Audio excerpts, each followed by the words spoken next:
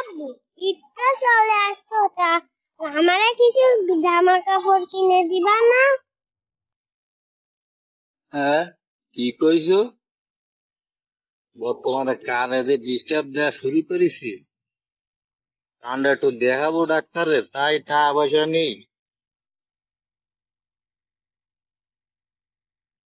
কি রে, আবার কও কি হয়েছে? ঈদটা চলে আসতো, তা আমারে কিছু জামা কাপড় কিনে দিবা না? পাশের বাড়ির ফাড়ি একটা জামা কাপড় কিনে গেছে, তা আমারে কিনে দিবা না? তুমি একটা কিপটে গেলো। আরে এরা তো বড় লোক, পুরা মনে যা চায় তাই কিনতে পারে। আমাকে কি টাকা পয়সা আছে? আমরা তো কিনতে পারিনি। কেন তোরে কয়দিন আগে যে জামা পায়জামা কিনে দিলাম, একটু অল্প কয়দিন আগে তাকে ছিঁড়ে গেছে। হ্যাঁ, 2 বছর আগে একটা পায়জামা কিনে নিয়ে দিছ, ফুটপাতেতে 20 টাকা দিয়ে। আর কিছু দিছো? এ থাম থাম থাম, বাজার কি তোর বাপে মুই একটু হিল দিয়ে কথা কর। ওরে তোরা কি দেখবা না, আমার মাথায় পানি ডাল ব্যস্ত, আর মাথা তো পাগল হয়ে গেলাম, ব্যস্ত পানি ডাল। ওরে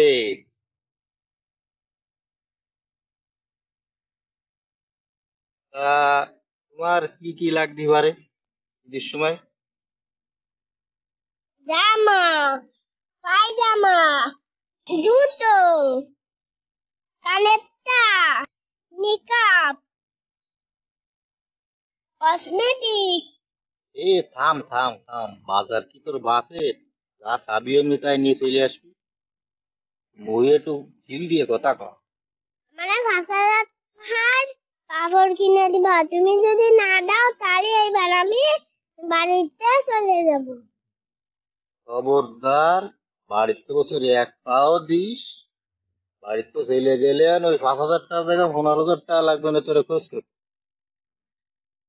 মাইকিং করতে হবে না, বিজ্ঞাপন দিতে হবে না, এটা কোয়া না বাবু। বাড়িতে যাস যে।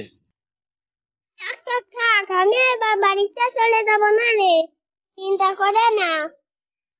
তোর যাতে হবে না, তুই গেলি হয়, তুই ছোট মানুষ না একটা। আর আমিই চলে যাই, তুই বাড়ি থাক, আমি চলে যাই। থাক।